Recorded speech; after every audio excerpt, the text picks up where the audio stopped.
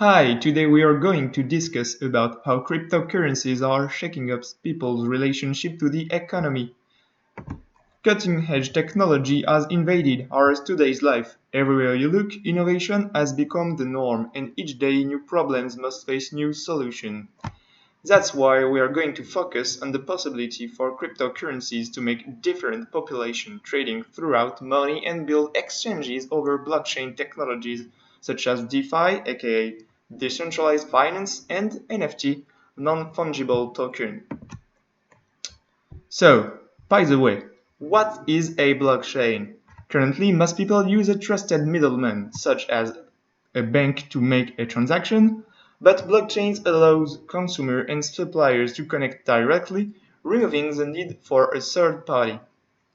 Using cryptography to keep exchanges secure, blockchain provides a decentralized database or digital ledger of transactions that everyone on the network can see. This network is essentially a chain of computers that must all approve an exchange before it can be verified and recorded. Bitcoin and many other digital native assets stand out from legacy digital payments methods, such as those run by Visa and PayPal. In that, they remove all middlemen from transaction. When you pay with a credit card for a coffee at a cafe, a financial institution sits between you and the business with control over the transaction, retaining the authority to stop or pause it and record it in its private ledger. With Bitcoin, those institutions are cut out of the picture. For example, there are several factors at play in fueling the crypto growth in Africa. Firstly, according to World Bank, a big part of income for many African countries is remittances from diaspora abroad. To give you a snapshot of the wide adoption of virtual currencies, look at the number of transfers from January to June 2020. It goes from 306k to 601k in 6 months. And secondly, currency devaluation in Africa is in the last decade, or so many African countries have gone into an economic tantrum with skyrocketing inflation and devaluation of national currencies. For instance, the World Bank reported that South Sudan's inflation rates were roughly 102% between 2016 and 2017, while the European Central Bank is pledging for a 2% inflation maximum rate. Other countries facing higher inflation and currency devaluations included Nigeria, Zambia, Ghana, Kenya, Mozambique, and Zimbabwe. The major example of this is Nigeria, where the crypto adoption is one of the highest in the world. According to a survey report of Statista, Nigeria ranked first, with 32% of people saying either they have used or owned cryptocurrency. Finally, another major reason why Africa has high crypto adoption is said to be the lack of banking infrastructure. Mobile money platforms have helped provide banking access to millions of Kenyans in the last few years. People not having access to traditional banking system in rural areas in Kenya use digital platforms to transact. It is no surprise why cryptocurrency has become attractive to many Africans who are already familiar with the concept of digital money, wallets according to financial experts.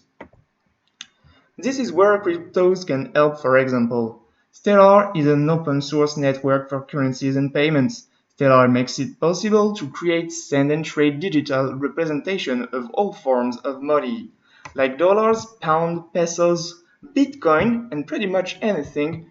It's designed so all the world financial system can work together on a single network. Stellar has no owner. Anything is owned by the public. The software runs across a decentralized open network and handles millions of transactions each day. Like Bitcoin and Ethereum, Stellar relies on blockchain to keep the network in synchronization. But the end user experience is more like cash. Stellar is much faster, cheaper, and more energy efficient than typical blockchain-based system. Also, we can talk about privacy with Monero.